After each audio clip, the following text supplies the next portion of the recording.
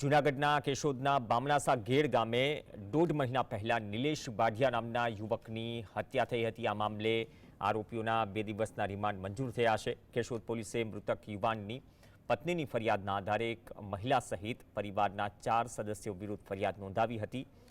કેશોદ પોલીસે તપાસ બાદ કોર્ટે રિમાન્ડ નામંજૂર કરતા આરોપીઓને જેલ હવાલે કરાયા। આ કેસમાં પોલીસે તપાસમાં सहकार आप्यो न होय तेवा आक्षेप करी युवकना परिवारे फेर तपासनी मांग करी हती।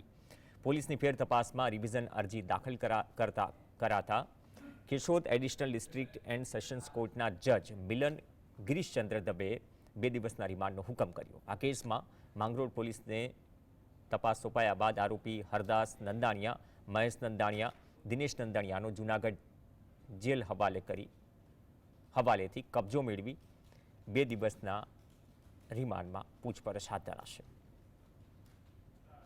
3 આરોપીના રિમાન્ડ માંગવામાં આવતા નામદાર કોર્ટે નામંજૂર કરેલા અને જે બાબતમાં આગળની તપાસ સીપીઆઈ માંગરોળની શ્રીને સોંપવામાં આવેલી। તેઓએ આગામી રિવિઝન અરજી દાખલ કરાવતા કેશોદના એડિશન જજ સાહેબ સેશન જજ સાહેબે તેઓના રિવિઝન મંજૂર કરી દિન 2ની રિમાન્ડ સોંપવા માટેનો હુકમ કરેલો છે।